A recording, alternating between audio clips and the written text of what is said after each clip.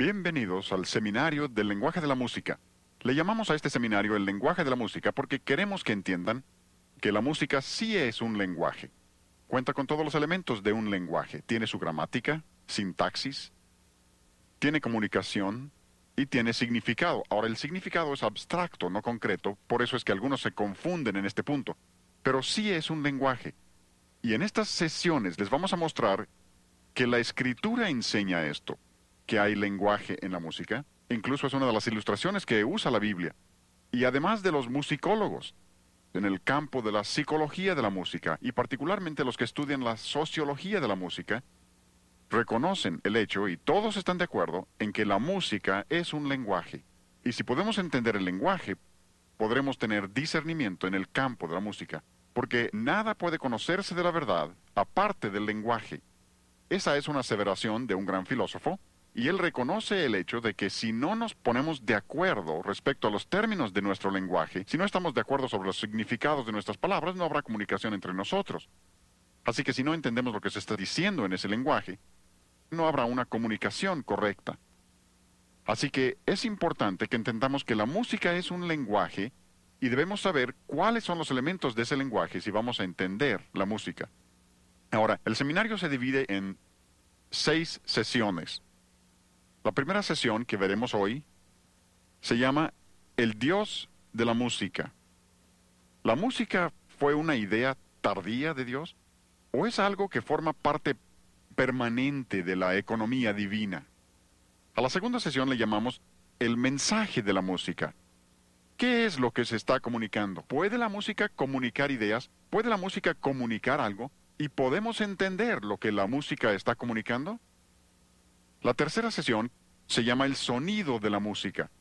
Si la música comunica, ¿cómo sabemos qué sonidos comunican qué cosa? ¿Podemos entender? ¿Habrá principios que nos muestren cómo debe ordenarse nuestra música? Luego, el mensaje número 4 versará sobre lo que llamamos el evangelio de la música.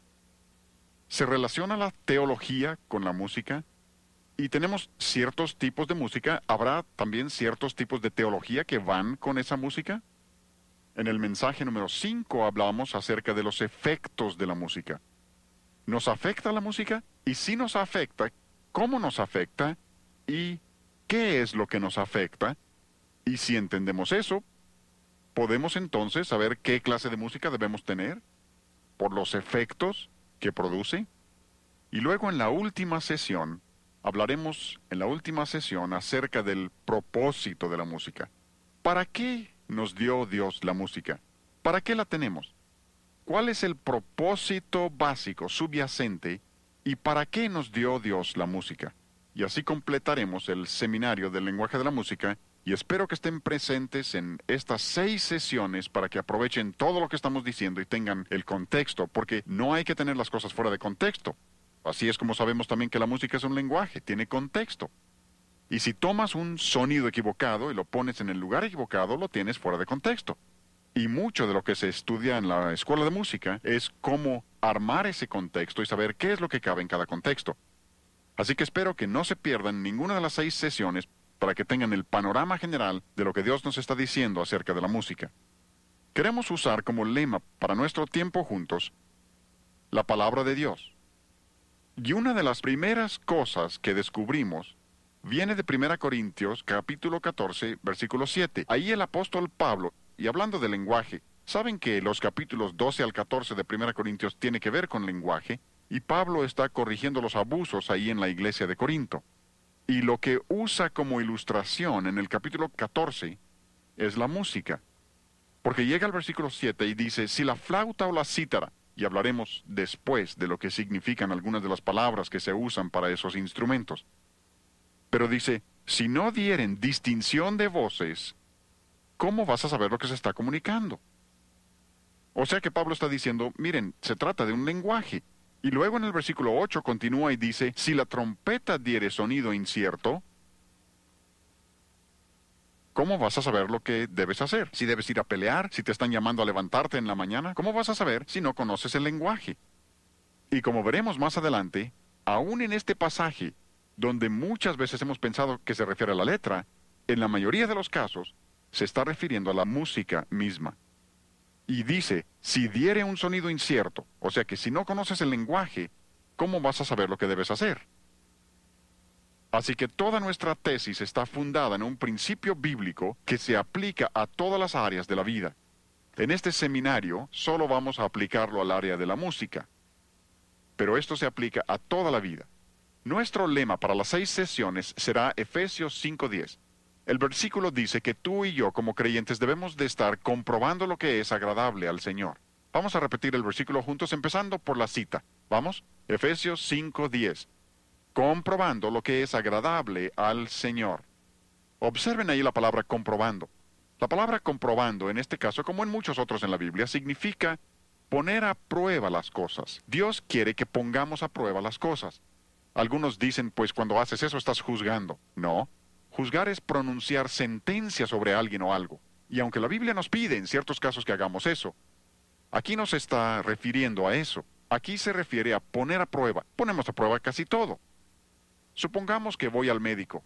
Me dice que tengo un tumor cerebral y quiere hacerme una cirugía de cerebro. Estando ahí en el quirófano me mira y me dice, hay algo que debes saber antes de comenzar. Le pregunto, ¿qué cosa? Dice, nunca he estudiado medicina, pero amo mucho a la gente. Y le digo, ya me daba temor cuando creía que sabía lo que estaba haciendo. ¿Por qué? Quiero que sea probado, quiero que apruebe. Supongamos que te subes a un avión, se dirige a la pista del aeropuerto para despegar, y se oye la voz del piloto que anuncia, amigos, deben saber algo antes de volar el día de hoy. Te preguntas, ¿qué irá a decir? Y luego oyes que dice, nunca he tomado lecciones de vuelo, ni siquiera he volado antes. Dirás, déjenme bajar. ¿Por qué? Quieres que sea probado, quieres que sepa. ¿Supieron del piloto que llamó a la torre de control? Preguntó, ¿qué hora es? Le contestaron, ¿qué línea es? Dice el piloto, ¿qué importa qué línea es? Solo quiero saber la hora. El controlador le dice, si es American, son las 3 de la tarde. Si es mexicana, son las 15 horas. Si es la línea Patito, la manecilla corta está en el 3 y la larga está en el 12. Veo que algunos de ustedes han volado en esa línea. Tienen sus problemas, ¿no? Pero de nuevo, es que queremos que sean probados. Y esto es lo que dice Dios que tú y yo debemos hacer. Dios dice que nosotros como hijos de Él debemos comprobar lo que es agradable. ¿A quién? A ver, ¿a quién? Al Señor. No es lo que me guste a mí o lo que te guste a ti o a otro. ¿Han observado que todos son expertos en el campo de la música? ¿Se han fijado? No sabrán leer nota, no sabrán cantar, no conocen técnicas correctas, pero yo sé lo que me gusta. ¿Han oído eso, no? Díganme, ¿el hecho de que te guste lo hace bueno? Tienen miedo de contestar, ¿no? No, hay muchas cosas que me gustan, pero las rechazo porque sé que son malas. El asunto no es si me gustan o no. Otros dicen, pues a mí no me gusta. Déjenme hacerles otra pregunta. ¿El hecho de que no te guste lo hace malo? No. Y de nuevo, algunos dicen, pues es que tú te opones a la música rock porque no te gusta. Eso no tiene nada que ver. No me hubiera querido levantar esta mañana. No me gusta levantarme por la mañana, pero me levanté no porque me gustara o no me gustara, sino porque sabía que era lo correcto. Otros dicen, pues para mí es de tanta bendición. Y piensan que con eso ya te acorralaron. No, a mí me han dicho algunos que les ha sido de bendición Jesucristo superestrella. ¿Eso significa que superestrella sea bueno? No, ahora yo dudo de su bendición. Pero me refiero a que aun cuando hayan recibido bendición, de alguna manera, accidentalmente a pesar de ello, eso no significa que la obra misma sea buena. Algunos dicen, bueno, es que tú eres viejo y yo soy joven. Es que a ti te gusta la música de viejos porque estás tan viejo. Y no soy tan viejo como aparento. Se le he pasado enfermo. Soy maduro para mi edad. El pelo canoso es muy engañoso. Otros dicen, yo soy del rancho, así que me gustan las rancheras. Tú eres de la ciudad, así que te gusta la música de la ciudad. No, el asunto no es si es música ranchera de la ciudad o de ancianos o de jóvenes. El asunto es, ¿esa música es agradable al Señor? Y me preguntarás, ¿será posible saberlo? Claro que sí. Alguien ha contado más de 500 referencias específicas a la música en la Biblia. Supongo que la cifra depende de cómo cuentes. Para algunos, si un versículo menciona 5 instrumentos diferentes, lo cuentan como 5 referencias diferentes. Por eso, la amplia variación en el número de versículos. Pero yo estimaría y he visto varias cifras que considero muy confiables que dicen que hay por lo menos 500 menciones específicas de música en la Biblia. Eso significa que si queremos saber qué clase de música debemos tener, podemos saberlo. El problema es que la mayoría nunca se han molestado en averiguar lo que Dios dice. No solo en cuanto a la música, sino en otras áreas. En el programa de maestría que enseño en la Universidad Cristiana de Pensacola, yo exijo que todo estudiante, antes de terminar su maestría en música sagrada, debe leer toda la Biblia y anotar cada referencia a la música en la Biblia. Y esa es nuestra autoridad. Si tu predicador predicara algo y tú le preguntaras, ¿dónde dice la Biblia eso? Y te contestara, pues yo nunca he estudiado la Biblia, dirás, oye, espera, hay que investigarlo. Incluso por medio de la música majestuosa hemos publicado una concordancia bíblica de la música que enumera toda referencia a la música en la Biblia, de modo que uno puede tomar eso y revisar en toda la Biblia todas las referencias a la música en la Escritura. Porque si existen 500 referencias, esas son más que las referencias al infierno, más que al cielo, más que a la gracia. Si es así de importante para Dios, nos conviene a ti y a mí descubrir lo que Dios dice, ¿no? Pero como la gente no ha tomado el tiempo para hacer eso, se han desviado por toda clase de filosofías. Como no han comprobado lo que es agradable al Señor, han aceptado toda clase de cosas diferentes. Seguro que han oído a quienes dicen, la música es amoral. A veces también usan el término no moral. A veces dicen que es neutral. Todos esos términos significan básicamente lo mismo. Amoral, no moral o neutral, como lo expresen. Cuando la gente dice eso y toda revista cristiana en los últimos años han publicado por lo menos un artículo, algunos varios artículos, diciendo que la música es amoral. Y cuando dicen eso hay varias cosas implícitas. Número uno, están diciendo que no existe la música buena y la música mala. Eso quieren decir que no hay principios. Cualquiera que ha estudiado música sabe que eso no es cierto. Yo asistí a la escuela de música Eastman, hice todos mis estudios de posgrado en la escuela de música Eastman. Yo no tuve un solo maestro en la escuela de música Eastman, y eran hombres inconversos, hasta donde yo sé, les testifiqué a varios y ninguno aceptó al Señor. Pero no tuve un solo maestro que creyera que la música era amoral. Esta es una idea totalmente nueva. Ninguna generación, si te remontas a la historia, ninguna generación jamás ha creído que la música fuera amoral hasta la nuestra. Y creo que la razón básica es MCC. Hablaremos mucho de MCC durante el seminario. Música cristiana contemporánea. Y como esta gente quiere usar toda clase de diferentes estilos y dicen que lo único que importa es la letra, lo que están diciendo es que la música es amoral, es neutral, no moral. Incluso tuve maestros en la escuela de música Eastman. Wayne Barlow era uno de mis maestros de composición, y ese hombre hasta escribió libros para aclarar esto.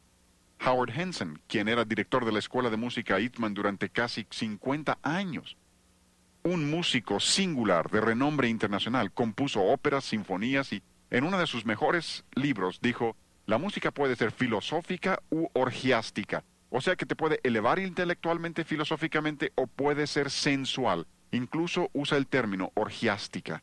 Dijo, tiene fuerza para mal, lo mismo que para el bien. Él entendía que la música puede ser buena o mala según se componga y según se ejecute, y esto es lo que todos han creído a través de los siglos. Solo nuestra generación no lo acepta. Y esto nos conduce a un enigma, un rompecabezas. Pero la historia lo corrobora.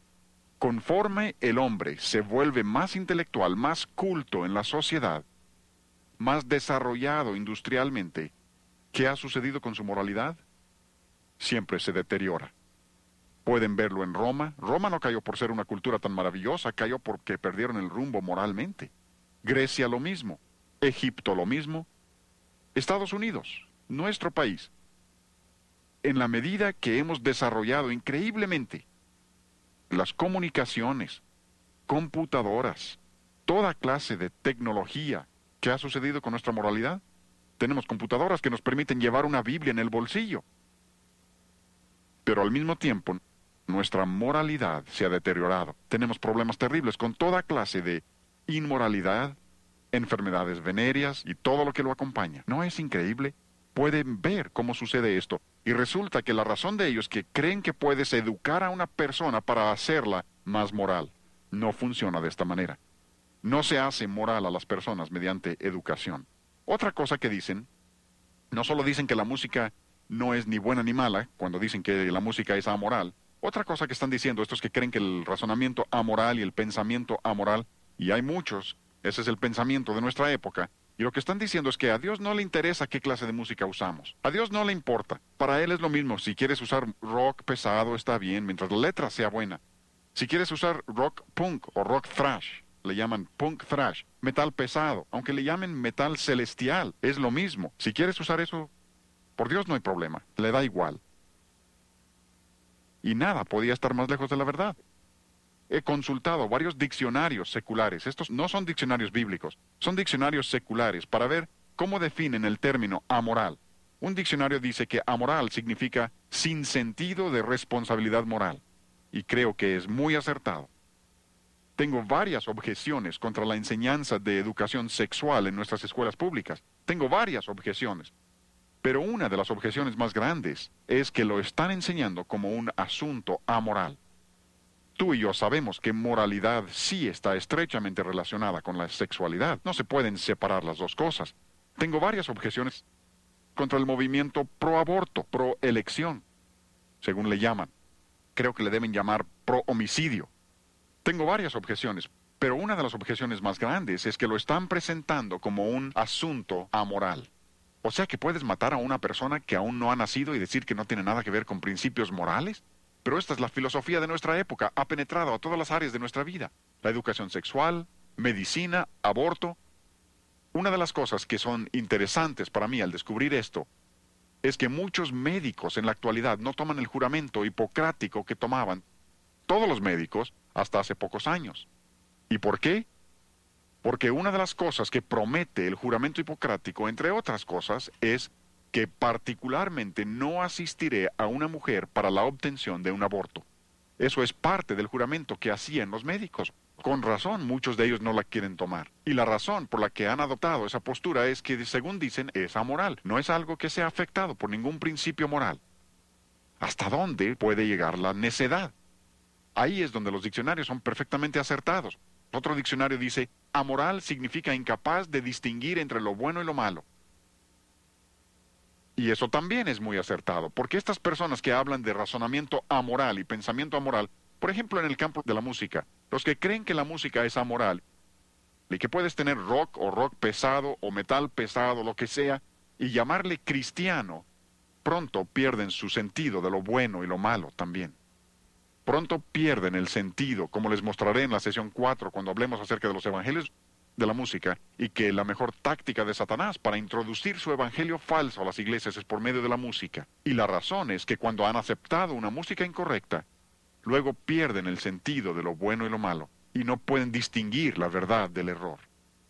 Ese es un ejemplo perfecto de eso. Y Dios comenta respecto a esto. En Isaías capítulo 5, versículo 20, la palabra de Dios dice, ¡ay de ellos! Dios pronuncia una maldición sobre esa clase de razonamiento. Y Dios incluso condena a las personas que piensan de esa manera. ¡Ay de aquellos que a lo malo llaman bueno y a lo bueno malo!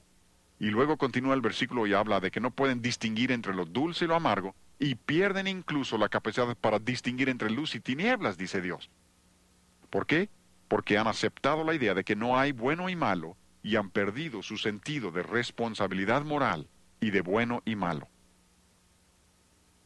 Este es un libro muy interesante, se llama La clausura de la mente americana, por un hombre que se llama Alan Bloom. Ahora, él es maestro de pensamiento social en la Universidad de Chicago, una excelente escuela cristiana.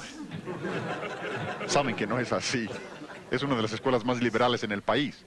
Ahora, quiero que entiendan el trasfondo de este hombre. Es maestro de pensamiento social en la Universidad de Chicago.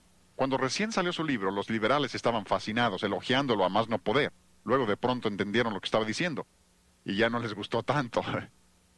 Pero él toca varios puntos con mucho acierto. Oigan lo que dice.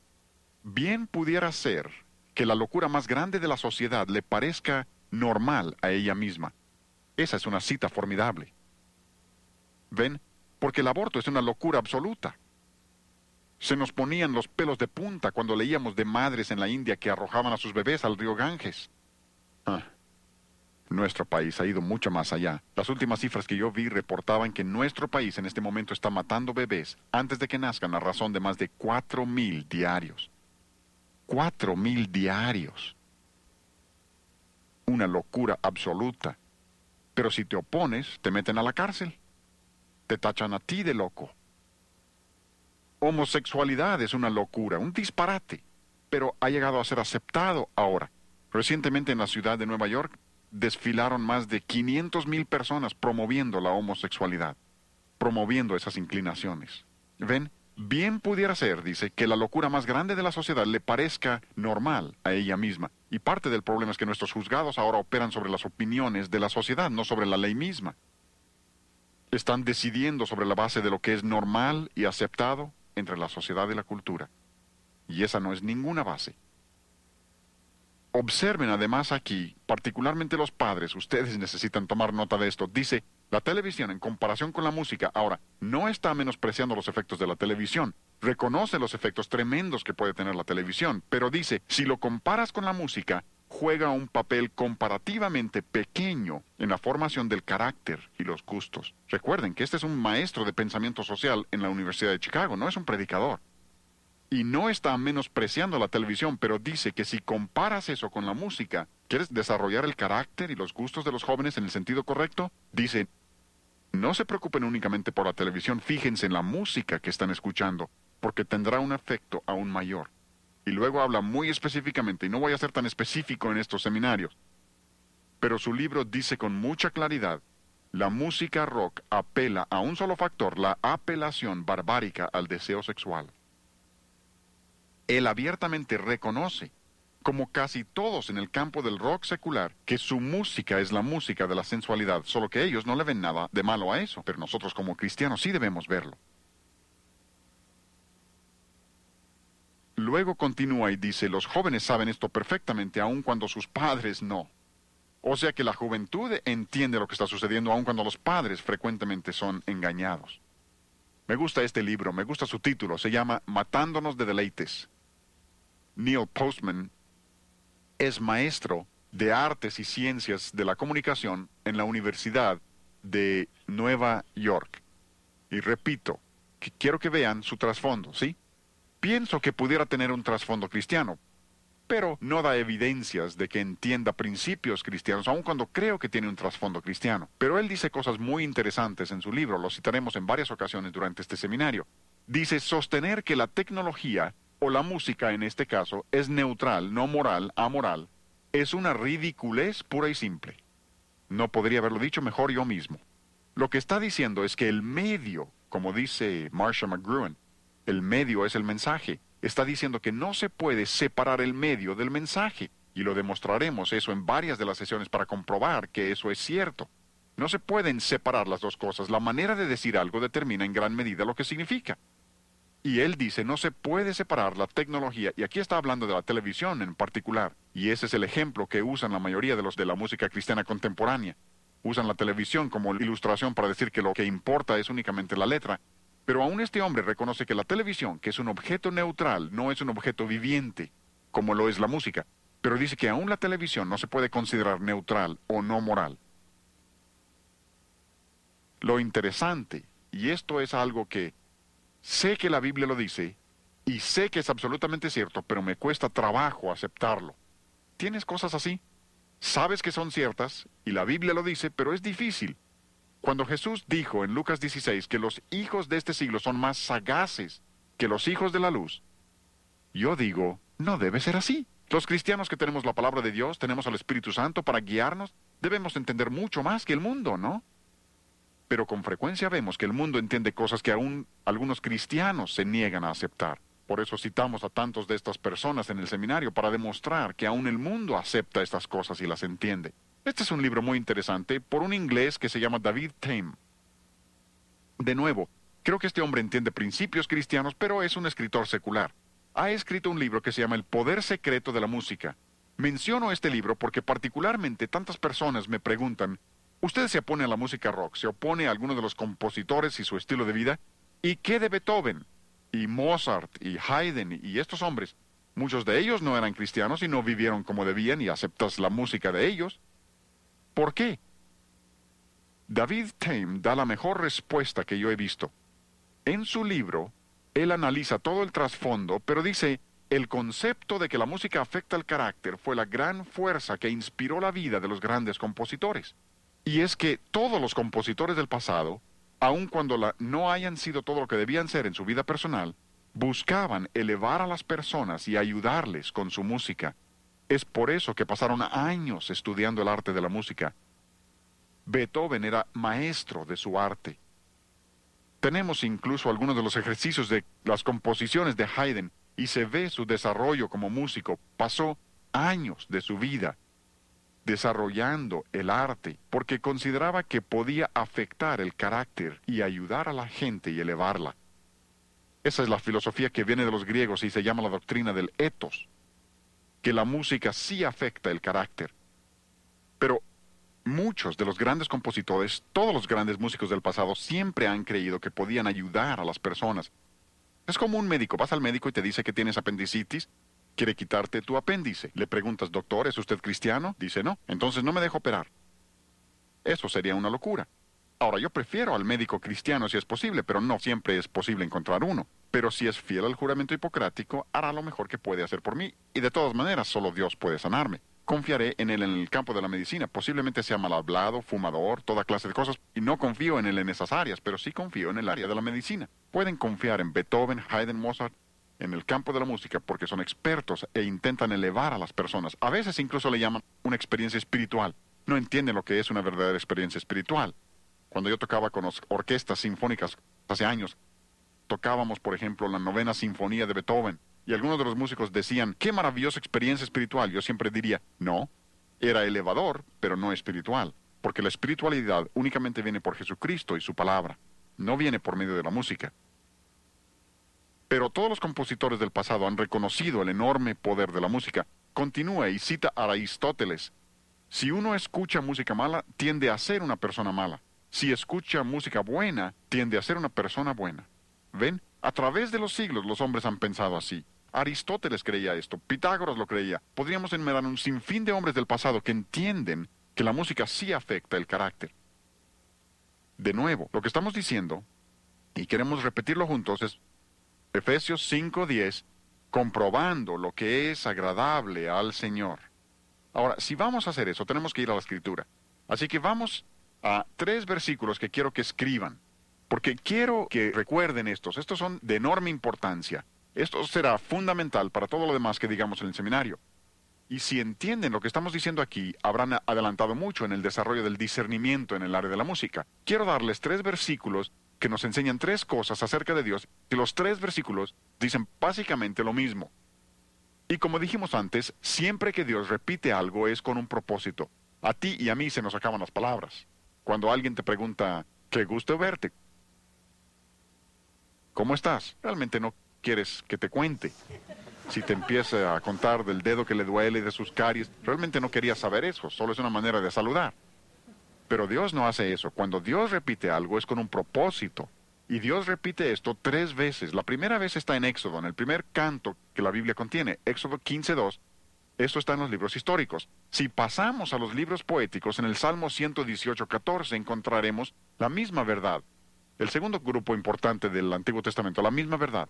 Si pasamos a los libros proféticos, el tercer grupo importante, en Isaías 12:2, encontraremos la misma verdad. Y para mí es interesante, además, que Dios enseñe esto en las 3 secciones importantes del Antiguo Testamento. Y uno de los lugares es el más interesante que les mostraré en un momento. Pero los 3 versículos dicen lo siguiente, de una manera u otra. Jehová, se refiere al Señor, Yahvé, Jehová es mi fortaleza y mi cántico, y ha sido mi salvación. Estos versículos nos enseñan 3 cosas acerca de Dios. Primero, estos versículos dicen que Dios, el Señor, es nuestra fortaleza. Él no solo nos da fortaleza como cristianos, Dios es nuestra fortaleza. ¿Entienden eso? Jesús lo dijo de esta manera. En Juan capítulo 15 dice, yo soy la vid, vosotros sois los pámpanos. Si los pámpanos no permanecen en la vid, ¿qué sucede? Se seca, muere. ¿Por qué? Porque la vid es la fortaleza de los pámpanos. Por eso dijo, sin mí nada podéis hacer. Tenemos que permanecer en Cristo. Jesús dijo, tienen que permanecer en mí. Mis palabras deben permanecer en ustedes. Es que la vid no solo provee fuerza para el pámpano, la vid literalmente es la fuerza del pámpano. ¿Me entienden? Dios es nuestra fortaleza, ¿sí? Voy a pasar a lo tercero, regresaré a lo segundo en un momento. También dice, Él es nuestra salvación. Y creo que aquí cambia un poco la sintaxis. Porque de una manera muy singular, por medio de la encarnación, Jesucristo ha llegado a ser salvación para nosotros. La salvación no está en una iglesia, la salvación no está en un credo, la salvación no está en una religión. La salvación está en una persona. Si no tienes a la persona, no tienes salvación. Y la persona es Jesucristo. ¿Sí? ¿Me están entendiendo? Dios es nuestra fortaleza, Dios es nuestra salvación. Pero observen lo que dice entre esos dos, sin perder un solo paso. Dice, Jehová es mi fortaleza y mi cántico. Dios también es nuestro cántico. Yo sé que alguno dice, pues probablemente ese es un cántico de alabanza a Dios o un cántico que se refiere a Dios. No. La palabra que ahí se traduce cántico, como muchos términos que les mostraremos en este seminario, no se refiere a alabar a Dios con palabras, se refiere a la música misma. El término hebreo es simrat, que literalmente significa música instrumental. A eso se refiere. Dios es mi instrumento, y la palabra literalmente significa pulsar las cuerdas de un instrumento. Incluso ahí les doy la referencia de Strong. El número que pueden consultar de Strong es 2176. Y a propósito, esta palabra únicamente se usa en estas tres citas.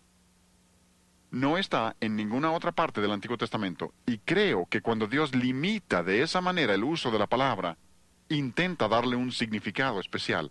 Porque esa palabra viene de la palabra samar, que literalmente significa hacer sonar las cuerdas del instrumento, no con púa, sino con los dedos mismos. Amigos, lo que nos dice esto es que Dios es nuestra música. Así como Dios es nuestra fortaleza, así como Dios es nuestra salvación, Dios mismo también es nuestra música. La música es parte de la naturaleza de Dios. Dios mismo es musical. Me preguntarás, ¿realmente crees que Dios es musical? Claro que sí.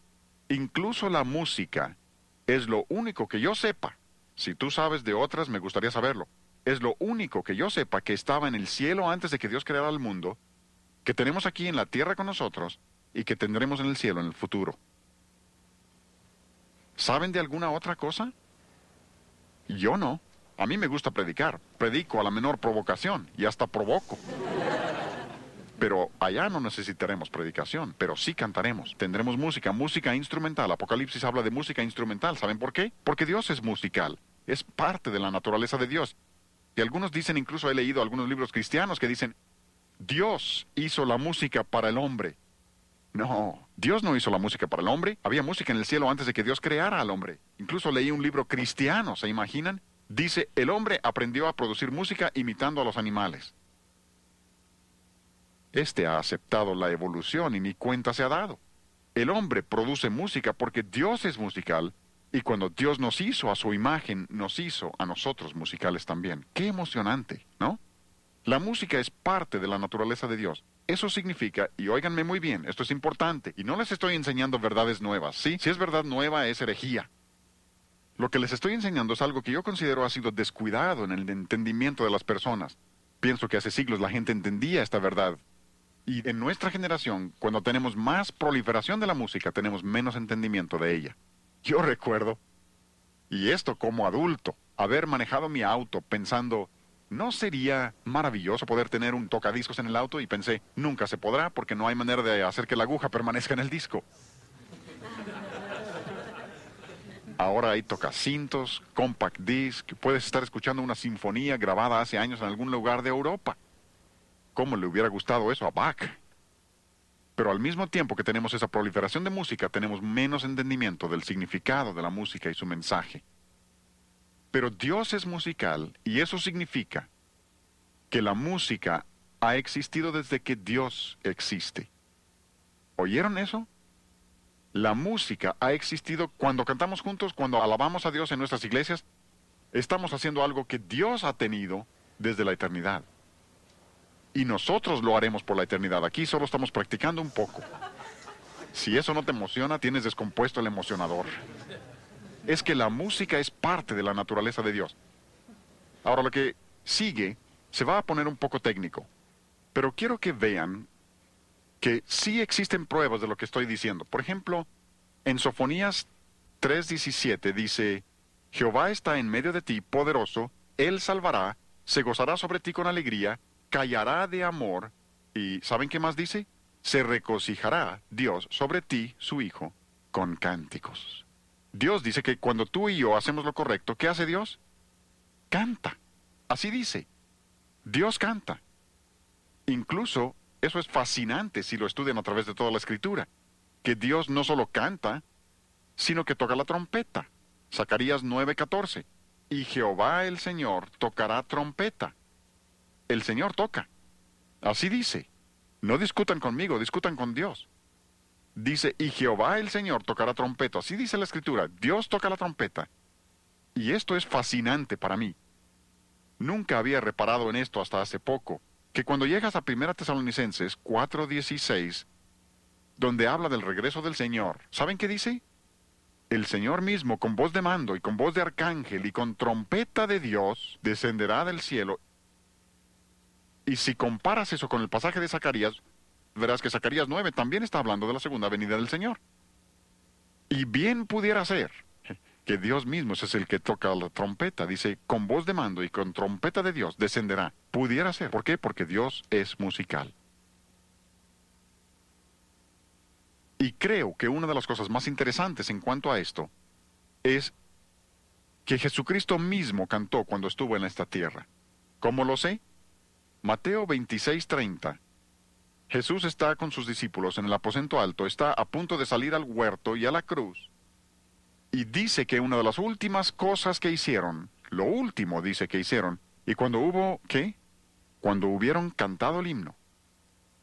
Cantaron un himno. Ahora, si conoces la historia de la Pascua, sabrás que había varios salmos, llamados los salmos Jalel. Desde el 111 hasta el 118 les llaman los salmos Jalel, o si gustan los salmos Aleluya. El 111 y 112 realmente son introducción a la sección. 113 al 118 se llaman los salmos Jalel egipcios, porque eran los que se cantaban en la Pascua. El Salmo 113 y 114 se cantaban antes de cenar. Los Salmos 115 al 118 se cantaban después de la cena de la Pascua. ¿Me entienden? Y bien pudiera ser que lo último que Jesús cantó con sus discípulos fuera el Salmo 118. ¿Recuerdan lo que dice el Salmo 118? El versículo 14. Mi fortaleza y mi cántico es Jehová, y Él me ha sido por salvación. ¿Pueden imaginar a Jesús cantando con sus discípulos en esa cena y diciéndoles, Jehová es mi fortaleza, voy a la cruz, pero Jehová es mi fortaleza, y Él es mi cántico, y ahora va a ser mi salvación? Y luego ir a la cruz para hacer salvación para ti. Y lo cantó con sus discípulos. Dios canta, Dios es musical, eso es parte de la economía de Dios. Y ahora viene la parte técnica. Llegamos a la serie de sobretonos. Ahora, la serie de sobretonos es muy interesante. Y voy a pasar acá al piano para mostrarles esto. Me llevo esto. Y aquí en el piano les mostraré esto, porque tienen en la serie de sobretonos, y esto ha sido reconocido desde hace muchos años, tienen varias notas. Lo que estoy tocando en este momento se llama do bajo. No es el do más bajo del piano, pero se llama do bajo. Al sonar esa nota, hay otras notas que están sonando junto con ella. Por ejemplo, al tocar ese do bajo, hay una nota que está exactamente a una octava por arriba de la primera. Una octava es donde las notas están en una relación de 8 notas. 1, 2, 3, 4, 5, 6, 7, 8. 1, 8. Esa es una octava. Así que esas dos notas están a una octava de distancia. Por eso dos notas a una octava de una de la otra, sean graves o agudas donde estén, si están a una octava, la relación de sus frecuencias siempre es de 2 a 1.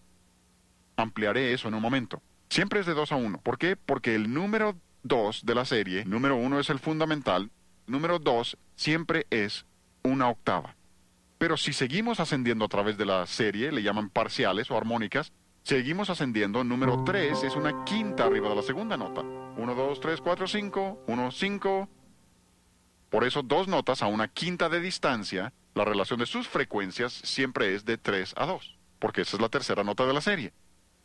Si seguimos ascendiendo a través de la serie hasta el número 6, 4, 5, 6, llegamos a un acorde mayor.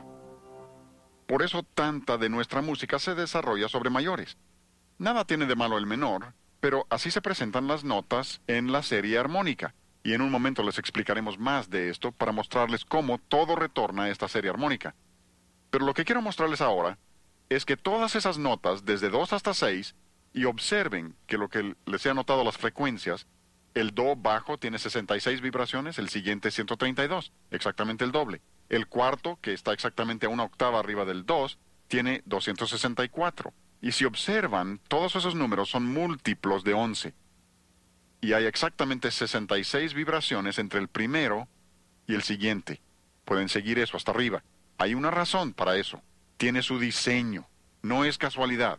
Sí, hay razones absolutas para lo que Dios hace. Y lo que les estoy mostrando no es algo que el hombre haya inventado. Lo que les estoy mostrando era conocido por Pitágoras antes de Cristo. Es la manera como Dios ha diseñado el sonido. Pero, como les acabo de decir, todas esas notas están incluidas en ese do bajo. Y les quiero demostrar eso. Si oprimo la tecla del do bajo, voy a oprimir también el número 2, porque este piano no está bien afinado. Oprimo el segundo, pero no los he hecho sonar. Lo único que he hecho es quitar la sordina de la cuerda para que la nota ahora pueda vibrar libremente. Luego paso al centro del piano, número 4 es el do central, y voy a tocar esa triada, 4, 5 y 6, y luego los voy a soltar, y deben oír las 3 notas en una sola cuerda. Oigan. ¿Lo oyen? Ahí que se oye muy claro. Suelto las teclas, se apagan. Eso significa que todas esas notas están en esa sola cuerda. Ahí están todas. Ahora, lo fascinante, y esta es la ilustración que quiero darles, lo fascinante es que si toco do central, el sol y el mi están presentes, pero el do se sostiene solo. Si toco mi, la nota central, las dos notas extremas, sol y do, están presentes, pero el mi se sostiene solo. Si toco sol, la nota superior, el do y el mi están presentes, pero el sol se sostiene solo. Tengo literalmente 3 en 1. Es la mejor ilustración de la Trinidad, de la deidad, que yo conozco. Como maestro de la Biblia siempre he tenido que decir que no hay una ilustración perfecta de la Trinidad. Les acabo de mostrar una ilustración fabulosa y la analogía se sostiene. ¿Saben por qué? Porque Dios es musical y aún en la forma en que Dios ha hecho el sonido musical, nos ha dado una ilustración de sí mismo. Como dice Romanos capítulo 1, conocemos su eterno poder y deidad por medio de las cosas hechas. Y la música ilustra perfectamente la Trinidad de la deidad. Porque Dios es musical y nos ha dado esto para comunicarnos cuánto le interesa a Él la música. Este es un músico bien conocido. Falleció recientemente, Leonard Bernstein. Fue conductor de la Orquesta Filarmónica de Nueva York. Un genio. No fue todo lo que debía ser en su vida personal, pero era un genio musical y un verdadero erudito. Este hombre dio algunas conferencias en Harvard hace varios años, las conferencias Norton. Un estudio fascinante, un estudio iluminador sobre la música. Y en ellas este hombre dijo que toda música tiene un origen común. ¿Saben cuál es ese origen común? La serie de sobretonos. Así lo dijo. Y se refiere a toda clase de música. Se refiere a la música oriental, música africana, de donde sea. Swahili, todo tiene un origen común. Ahora, este hombre era judío, no tenía ni una pizca de cristiano, pero reconoce que hay un origen común y dice que ese origen común es la serie armónica. Y amplía ese comentario y habla de gramática que surge de las mismas fuentes monogenéticas. Observen esa palabra monogenética. Cuando habla de monogénesis se refiere a que todo procede de una sola fuente. Él no reconoce la fuente, pero reconoce que debe haber habido una sola fuente de la que procede toda música, y observen cómo le llama. Dice que sus variadas lenguas surgieron de un origen común. Y continúa y dice que estas lenguas, observen cómo relaciona esto con lenguaje, y todos los eruditos lo hacen, los que entienden la sociología y la psicología de la música, musicólogos, todos reconocen esto. Dicen las lenguas son lenguajes de tonos. ¿Oyeron? Por eso le llamamos al seminario el lenguaje de la música. Estas lenguas son lenguajes de tonos surgidos de una estructura universal de tonos. Todos proceden de la misma fuente, por eso llamamos a la música el idioma universal. La música es un idioma universal porque procede de una misma fuente. Y este hombre reconoce ese hecho y continúa y desarrolla esta idea diciendo que todo se puede identificar con la escala pentatónica. Es asombroso, porque la escala pentatónica surge de la serie de sobretonos, y no voy a tomar tiempo para mostrarles eso hoy, ya hemos visto mucho técnico, pero surge de la escala pentatónica y esa a su vez de la serie de sobretonos, y muchos de los cantos que ustedes y yo cantamos son pentatónicas y ni cuenta nos damos. Si quieren saber lo que es una escala pentatónica, van al piano y tocan todas las notas negras y tienen una escala pentatónica. Es una escala de 5 tonos. Les tocaré una pieza irlandesa que ustedes conocen. Irlandeses y escoceses hacen lo mismo, tocada con gaitas escocesas, tocando esta melodía que ustedes reconocerán.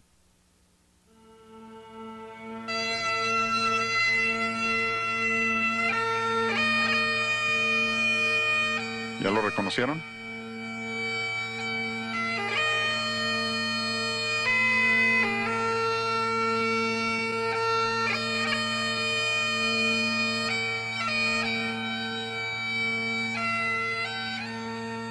Y si oyen esa melodía hasta el final, verán que es una tonada pentatónica. Usa solo 5 notas y las repite vez tras vez.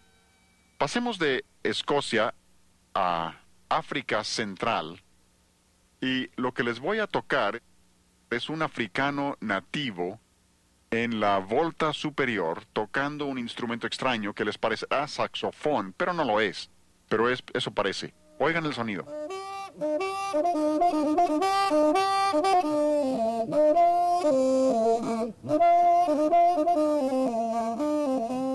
De nuevo, observan, tienen la escala pentatónica, incluso son las mismas notas del primer ejemplo, las mismísimas notas.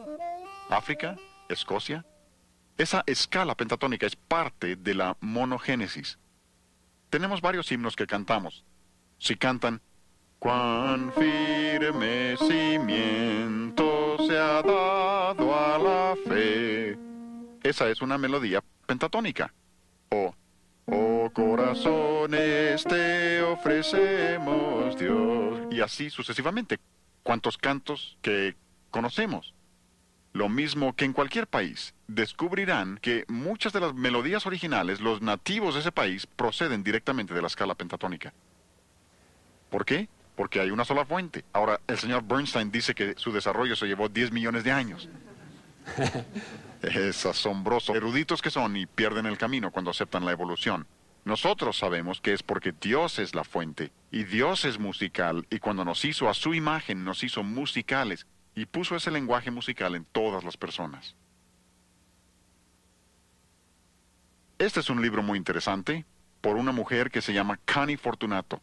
La señora Fortunato es experta en el campo de la música infantil y la manera en que la música afecta a los niños. Dice cosas muy interesantes en el libro. Por ejemplo, habla de la manera en que la música afecta a los bebés, aún antes de que nazcan. Pueden oír sonidos, aún antes de nacer. Por eso nos dicen que un bebé reconoce su propio idioma para cuando tiene 3 días de nacido. Ya conoce su propio idioma porque lo ha estado escuchando desde siempre. ¿Y se imaginan luego abortar un ser humano con ese conocimiento? Nos dicen que un bebé puede aprender a reconocer una sinfonía de Mozart y entenderlo para cuando tenga 6 meses de edad. Y dicen que escuchar una sinfonía de Mozart por su orden complejo, si vieras algunas de mis obras para orquesta, siempre digo que la mejor herramienta es el borrador. Borro más de lo que escribo. Pero Mozart no. Mozart era tan genial que lo componía todo en su mente y luego anotaba lo que tenía concebido. No hay borraduras en su obra. Y dicen que esa organización compleja ayuda al niño a organizar sus pensamientos. Y Connie Fortunato continúa y habla del desarrollo de los niños como la música les ayuda en su desarrollo psicomotriz. su coordinación, comprensión, habilidades físicas. Pero dice que también les ayuda en su desarrollo afectivo, emocional. Para un desarrollo emocional correcto. Por eso una música mala te lleva emocionalmente en una dirección equivocada. Pero continúa y dice, tercero, también les ayuda en su desarrollo intelectual. Hablen con el director de banda en la escuela que ustedes gusten y les dirá que los niños más inteligentes de la escuela están en su banda. No es que los más inteligentes estén en la banda o en la orquesta, es que estar en el campo de la música los hace más listos. Ayuda a su desarrollo intelectual. Así que la música nos afecta de muchísimas maneras. Y si la música nos afecta de esa manera, y la música es tan importante y debemos entender lo importante que es, entonces la música reflejará una filosofía. Toda música refleja una filosofía. Pasas por una cantina y están tocando cierta clase de música allí, ¿no? Esa música refleja la filosofía de ese lugar. Por eso esa clase de música no cabe en la vida de un cristiano. Pasen por un club nocturno y oirán cierta clase de música allí, ¿no? Esa música refleja su filosofía y lo que creen en ese club nocturno. Por eso no debemos tener eso en nuestras iglesias ni en nuestros hogares. Muchas difusoras cristianas, no todas, muchas han tomado ese sonido de club nocturno y lo han introducido a nuestros hogares, enseñando a nuestros jóvenes a familiarizarse con ello y a disfrutarlo. Y con ello han destruido la separación que Dios quiere que haya entre nosotros y el mundo. Porque si su música no nos parece mala, el lugar tampoco nos parece tan malo. Refleja una filosofía. Y creo que necesitamos reconocer esto. Nuestra música sagrada refleja nuestro concepto de Dios. Toda música sagrada que usemos refleja lo que creemos acerca de Dios. Si usas música majestuosa como música sagrada, es porque crees en un Dios majestuoso.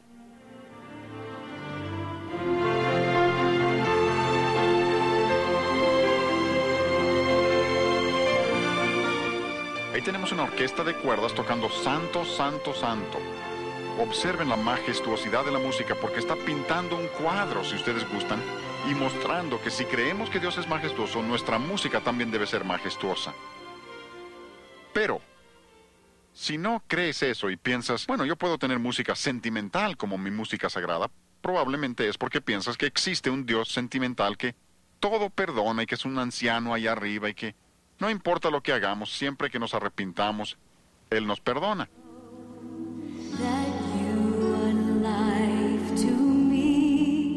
Oyen el son de club nocturno, mundano, velado, sensual, que usaría un cantante de club nocturno, y se supone que esa es música sagrada, es puro sentimentalismo, o peor, sentimental. Pero, podemos ir más allá.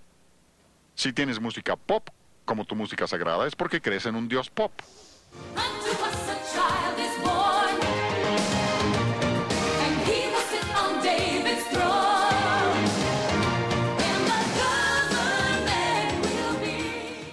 Se supone que esa es música sagrada, hablando de sentarse en el trono y todo eso, pero ha convertido a Dios en un Dios pop. El estilo popular de la música, y hablaremos más de esto luego, el estilo popular revela lo que estas personas creen acerca de Dios, y no es un concepto nada bíblico. Creo que la mejor ilustración que les podría dar, para terminar esta sesión, la mejor ilustración sería la Biblia misma. ¿Se han puesto a pensar el milagro que es este libro? Dios pudo haber escrito el Evangelio en el cielo para que todos pudieran leerlo en su propio idioma, pero no lo hizo así. Pudo haber puesto un par de bocinas para que todos oyeran en su propio idioma, pero no lo hizo así tampoco. Dios en su soberanía quiso comunicarse con nosotros por medio de su palabra, y se limita a su palabra, en su soberanía. Pero al hacerlo, dotó a su palabra de casi todos sus atributos eternos. Aquí mismo dice, Santa Biblia. ¿Por qué? Porque Dios es santo y su palabra es santa. Creemos que la Biblia es eterna. ¿Por qué? Porque Dios es eterno. El salmista dijo, para siempre, oh Jehová, permanece tu palabra en los cielos. Dios nunca cambiará su palabra. Cualquier libro de texto, que ya tiene 5 años, es obsoleto. Han cambiado su manera de pensar. Dios no. Él nunca lo cambiará. Aún en la eternidad, Dios no faltará a su palabra. Nosotros creemos que la Biblia no tiene errores, ¿no? Es infalible. ¿Por qué? Porque Dios es infalible. Si tú crees que la Biblia tiene errores es porque crees que Dios comete errores. Y cuando Dios eligió comunicarse con nosotros por medio de su palabra, dotó a su palabra de todos sus atributos eternos. Y yo les estoy diciendo que si nosotros como cristianos reconocemos quién es Dios y lo que a Dios le interesa nuestra música, entonces buscaremos que nuestra música sea agradable al Señor, que sea lo que Él desea para que comunique nuestra manera de vivir, nuestro carácter y lo que creemos acerca de Dios y lo que Dios quiere que seamos.